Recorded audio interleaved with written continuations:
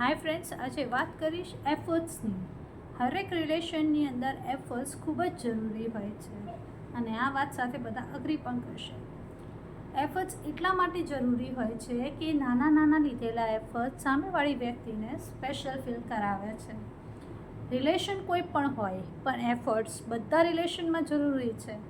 Friendship હોય કે પછી લવશિપ હોય, હસબન્ડ વાઈફનો રિલેશન હોય કે માતા પિતા અને સંતાન વચ્ચેનો રિલેશન હોય, હરેક રિલેશનમાં એફર્ટ્સ બહુ જ જરૂરી હોય છે.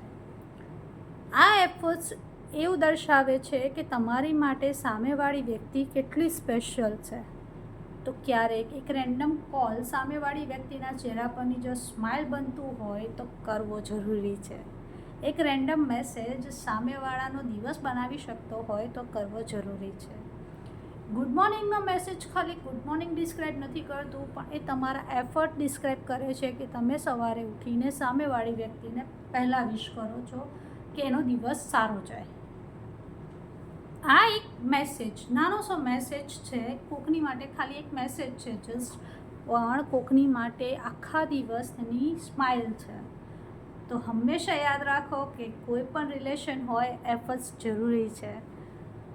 હવેથી ક્યારે પણ કોઈ બી વ્યક્તિ તમને કોઈક મેસેજ કરે છે, રેન્ડમલી મેસેજ કરે છે, તો એવું વિચારજો કે એ તમારી માટે એફર્ટ્સ લે છે. Thank you.